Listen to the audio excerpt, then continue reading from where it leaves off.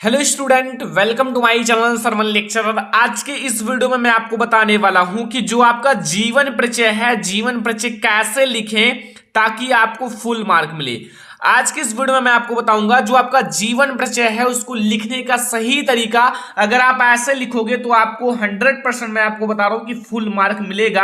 आज मैं आपको लिख कर समझाने वाला हूं कि आखिर हम बोर्ड एग्जाम में जीवन परिचय कैसे लिखें, एक टॉपर जीवन परिचय कैसे लिखता है, सारी चीजें देखने वाले हैं। और अगर आप ऐसे लिखोगे तो आपको फुल मार्क जरूर मिलेगा। और 5 सबसे महत्वपूर्ण जीवन परिचय देखने वाले हैं जो क्लास 10th के बोर्ड एग्जाम के लिए सबसे ज्यादा इंपॉर्टेंट है। क्लास 10th में हो तो ये 5 जीवन परिचय अभी मैं आपको बताने वाला हूं वो तैयार करके जाना। और अगर आप ऐसा लिखोगे तो सबसे अच्छा आपका ही जीवन परिचय रहेगा और 100% मैं आपको बता रहा हूं कि आपको फुल मार्क मिलेगा। लेकिन आज मैं जैसा बताने वाला हूं वैसे ही आप लोगों को बोर्ड एग्जाम में लिख कर आना है, क्योंकि ये सबसे सटीक तरीका है। एक टॉपर की तरह आप लिखोगे। अभी मैं आपको दिखाने वाला हूं आखिर हम बोर्ड एग्जाम में जीवन परिचय कैसे लिखें ताकि आप फुल मार्क अचीव कर सको। देखो ये है जीवन परिचय। अब मैं आपको सबसे पहले बता देता हूं 5 सबसे मोस्ट इंपॉर्टेंट जीवन परिचय जो आपको तैयार करके जाना है। देखो क्लास 10th के लिए आपको मैं ये 5 जीवन परिचय बता रहा हूं। अगर आप तैयार करके जाओगे तो आपको मैं बता दूं कि 100% आपका फुल मार्क आएगा। ओके, जो आपके लेखक हैं, लेखक और कवि को दोनों मिलाकर आपको 5 जीवन परिचय तैयार करना है, गद्य और पद्य मिलाकर। सबसे पहले आपको आचार्य रामचंद्र शुक्ल जी का जीवन परिचय तैयार करना है, जो कि बहुत इजी है, मैंने पढ़ाया भी है। तो आचार्य रामचंद्र शुक्ल जी का जीवन परिचय आप तैयार कर लो। ये बोर्ड एग्जाम के लिए बहुत ज्यादा इंपॉर्टेंट है, आपको तैयार करके ही जाना है। ओके, फिर आपको जयशंकर प्रसाद जी का जीवन परिचय तैयार करना है, ये और भी ज्यादा इंपॉर्टेंट है बोर्ड एग्जाम के लिए। तो आप लोग जयशंकर प्रसाद जी और आचार्य रामचंद्र शुक्ल जी का जीवन परिचय आप तैयार करके जाना। गद्य में आपका जो लेखक का जीवन परिचय है, अगर ये दो तैयार कर लेते हो तो आप समझ लो कि आपका 1 नंबर भी नहीं कटेगा। साथ में आप रचनाएं भी 1-2 कंप्लीट कर लेना, सभी का रचनाएं। अब आपको जो कवि हैं, कवि में आपको तैयार करना है सूरदास। सूरदास जी का जीवन परिचय आपको तैयार करके जाना है, बहुत ज्यादा इंपॉर्टेंट जीवन परिचय है बोर्ड एग्जाम के लिए। और आपको तुलसीदास जी का जीवन परिचय तैयार करना है और महादेवी वर्मा। ये 3 जीवन परिचय आप लोगों को तैयार करना है, कवि का और आप लोगों को 2 लेखक का। यानी कि कुल मिला के 5 अगर आप जीवन परिचय तैयार कर लेते हो, जितना मैं आपको बता रहा हूं ये जीवन परिचय, तो आपका 1 नंबर भी नहीं कटेगा। और जीवन परिचय भी मैं लिख कर समझाने वाला हूं कैसे लिखना है, सारी चीजें आपका क्लियर हो जाएगा। तो आप लोग ये 5 जीवन परिचय एक दिन करके आप लोग याद कर डालो। ओके, अगर आप 1 घंटा याद करोगे तो आपका सारा जीवन परिचय कंप्लीट हो जाएगा 2-3 डेज में। तो ये आपको 5 जीवन परिचय तैयार करके जाना है बोर्ड एग्जाम में। जीवन परिचय लिखने का ट्रिक क्या है? जीवन परिचय लिखने का एक ही ट्रिक है। जैसे आपको बिल्कुल क्लियर होना चाहिए इनकी जन्म कब हुआ, जैसे आप लोगों को यह पता होना चाहिए कि जैसे जयशंकर प्रसाद जी का जन्म कब हुआ। अगर आपको यह पता है, बिल्कुल फिक्स आपका सही है, तो आप लोगों को काफी ज्यादा फायदा होगा और आप लोगों का नंबर बहुत अच्छा आएगा। जन्म स्थान पता होना चाहिए कि कहां इनका जन्म स्थान हुआ है, ये भी बहुत ज्यादा इंपॉर्टेंट है कि जन्म स्थान और जन्म पता होना चाहिए कि किस सन में इनका जन्म हुआ। ये जीवन परिचय लिखने का ट्रिक है। ये सारी चीजें आपको मेन पॉइंट याद करना है। शिक्षा दीक्षा में तो सभी का वही है, हिंदी, उर्दू, फारसी आदि भाषाओं का अध्ययन था, तो ये सारी चीजें एक ही होती हैं। पुरस्कार, अगर पुरस्कार मिला है तो भाई तो पुरस्कार पता होना चाहिए क्या क्या पुरस्कार मिला है। ओके, एंड मृत्यु, जन्म और मृत्यु का सन बिल्कुल क्लियर होना चाहिए। और जो इंपॉर्टेंट लाइन है, जैसे आपका जन्म है और मृत्यु, ये इंपॉर्टेंट लाइन है। क्या है? Important line. इसको आपको किससे लिखना है? ब्लैक से लिखना है। किससे? ब्लैक कलर से, क्योंकि ये आपका बहुत ज्यादा इंपॉर्टेंट लाइन है। फिर आपकी रचनाएं, रचनाएं आपको सारे का कंप्लीट करना है, क्योंकि रचनाएं भी आपका इंपॉर्टेंट है। तो ये अगर 4 से 5-6 चीजें तैयार कर लेते हो तो समझ लो आपका पूरा जीवन परिचय कंप्लीट है। एक भी आपका नहीं छूटेगा नंबर, आपको सारा नंबर मिलेगा। लेकिन ये पॉइंट्स कंप्लीट होना चाहिए। ठीक है, जैसे आपको जन्म कब हुआ, जन्म स्थान, शिक्षा दीक्षा, पुरस्कार, मृत्यु और रचनाएं, तो ये आपका कंप्लीट होना चाहिए। अब हम लोग देखेंगे जीवन परिचय लिखने का सही तरीका, जो बोर्ड एग्जाम में कैसे लिखें। चलो हम लोग देखते हैं। तो सबसे पहले जो आपको बोर्ड एग्जाम की कॉपी दी जाएगी उसमें आपको एक तरफ अंडरलाइन करना है, जैसा कि मैंने अंडरलाइन कर लिया है। ठीक है, और आपका जो प्रश्नोत्तर संख्या है वो ऊपर डाल देना है। जैसे यहां जो आप लोग, जैसे हमारा प्रश्नोत्तर संख्या, यहां आप लोग ऊपर सबसे पहले आप लोग लिखना प्रश्नोत्तर संख्या, क्योंकि ये बहुत ज्यादा जरूरी है। प्रश्नोत्तर संख्या आपको जरूर लिखना है, ताकि एग्जामिनर को पता चल सके कि कौन सा प्रश्नोत्तर संख्या है। अब चाहे जो आपका प्रश्नोत्तर संख्या हो, चाहे 1 हो, 2 हो, 5 हो, 6 हो, तो ये हम डाल देते हैं। जैसे हमारा प्रश्नोत्तर संख्या 5 है, तो ऐसे आपको डाल देना है और स्केल की सहायता से आपको अंडरलाइन कर लेना है।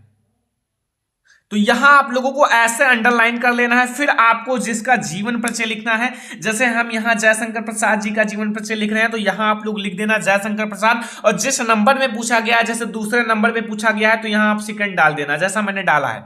ठीक है, ये आपका बहुत अच्छा तरीका है, ऐसा आपको कोई नहीं बताएगा। फिर आपको क्या करना है, यहां जीवन परिचय हेडिंग डालना है और यहां आपको विलेख से अंडरलाइन करना है, जैसा मैंने अंडरलाइन किया है। अब आपको लिखना क्या है, अब आप लोग जीवन परिचय लिखना स्टार्ट कर दो।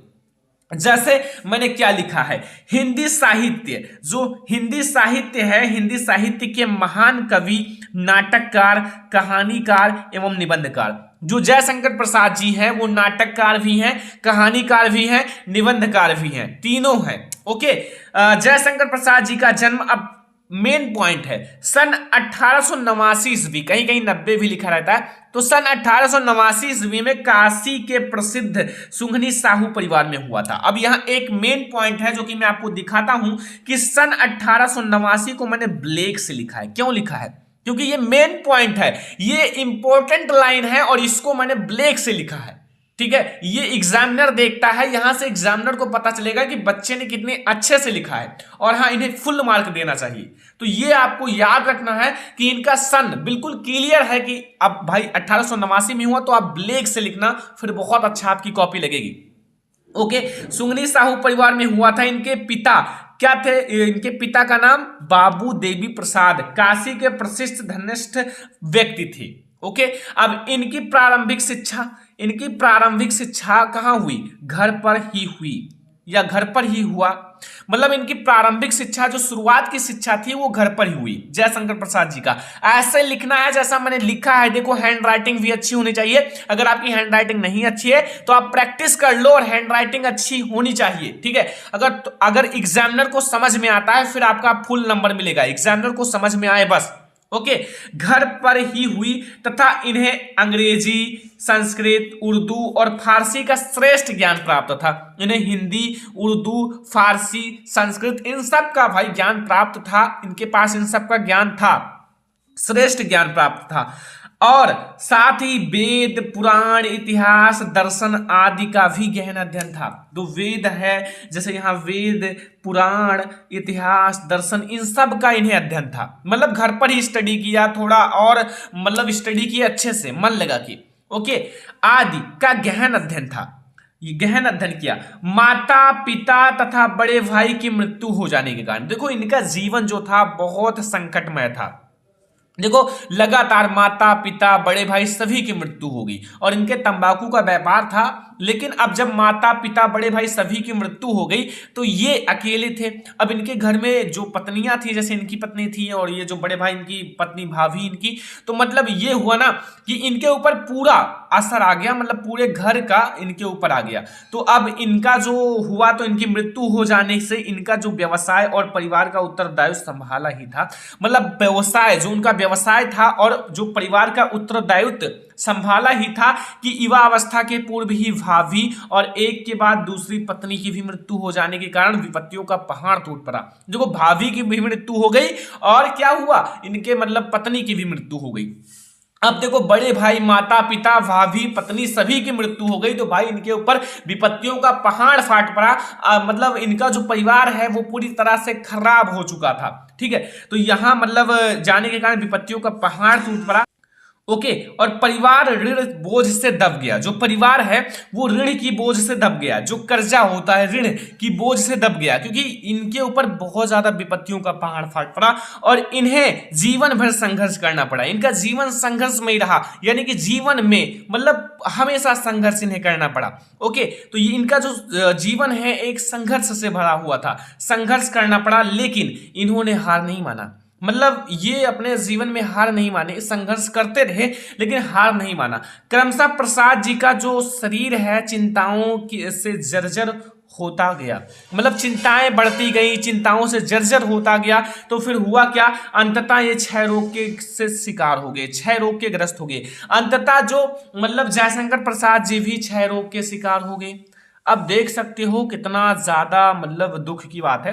तो यहाँ ये भी क्षय रोग के शिकार हो गए, तो इनका शरीर जो है बिल्कुल दुबला पतला हो गया और उतना ज्यादा मतलब हष्ट पुष्ट नहीं रह गए और एकदम दुबले पतले हो गए। तो इनकी भी क्या हुआ, मृत्यु हो गया। कब, 14 नवंबर सन 1337 में, ठीक है, में केवल 48 साल के थे। मतलब देखो इधर 89 है तो इधर 11 और इधर आपका 37, यानी कि इधर हो गया 48 वर्ष की आयु में स्वर्गवास हो गया। केवल 48 वर्ष की आयु में इनका स्वर्गवास हो गया।